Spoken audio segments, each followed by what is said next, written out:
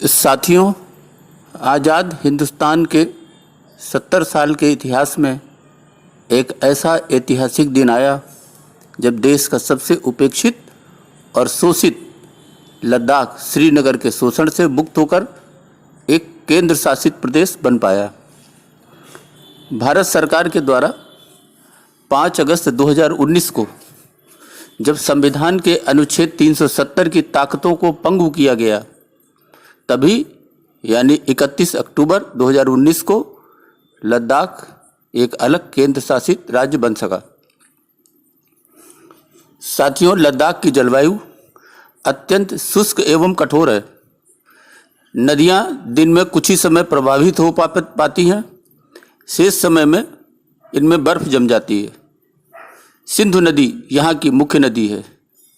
केंद्र शासित प्रदेश लद्दाख की राजधानी एवं इसका प्रमुख नगर लेह है, जिसके उत्तर में काराकोरम पर्वत तथा दर्रा है।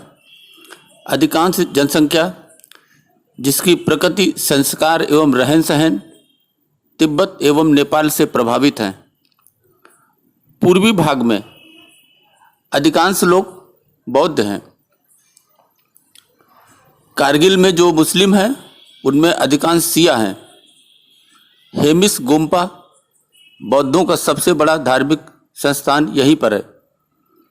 1947 में जब भारत का विभाजन हुआ तो इस विभाजन ने लद्दाख को भारतीय राज्य जम्मू और कश्मीर के सहारे छोड़ दिया, जिसे श्रीनगर से प्रशासित किया जाता था। 1948 में पाकिस्तानी हमलावरों ने जब हमला किया था तो लद्दाख पर भी हमला बोला था। लद्दाख का कारगिल 1965 में, 1971 में और 1999 में लड़ाई का एक प्रमुख स्थान बन गया था।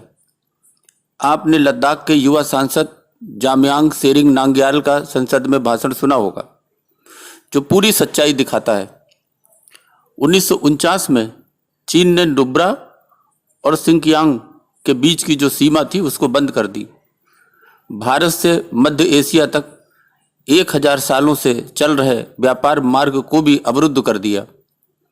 1950 में चीन ने तिब्बत पर हमला किया और दलाई लामा सहित हजारों तिब्बतियों को भारत में शरण लेना पड़ा।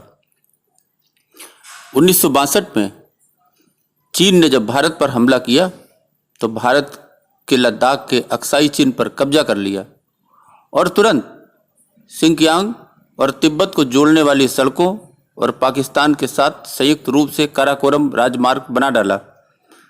लेकिन भारत सरकार सोती रही।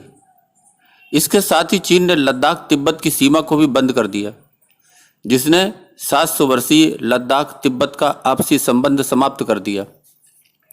1960 के दशक की शुरुआत के बाद से तिब्बत चेंगपा नामधारी सहित से आने वाले प्रवासियों की संख्या यहाँ बढ़ गई, क्योंकि वे चीनी सेना द्वारा उनके देश में यानी तिब्बत में कब्जे और उन्हें प्रताड़ित करने से भाग आए थे। आज लेह में तिब्बत से करीब 3500 शरणार्थी हैं। उनके पास कोई पासपोर्ट नहीं है, केवल सीमा शुल्क पत्र है। लद्दाख में कुछ तिब्बती शरणार्थियों ने दोहरी तिब्बती और भारतीय नागरिकता का दावा किया है। 1947 के भारत विभाजन के बाद लद्दाख को श्रीनगर के हवाले कर दिया, इसलिए वहाँ की राज्य सरकार द्वारा इसे शासित किया गया। भेदभाव के कारण इस शासन ने कभी लद्दाखियों के बौद्धों और लद्दाख के शियाओं की ज़रूरतों पर ध्यान नहीं दिया। इसलिए लद्दाखी मांग करते रहे कि लद्दाख सीधे केंद्र सरकार के रूप में नई दिल्ली से शासित हो। उन्होंने अपनी मांगों के कारण में श्रीनगर सरकार की निरंतर उदासीनता, मुस्लिम पूर्वाग्रह और भ्रष्टाचार का आरोप भी लगाया।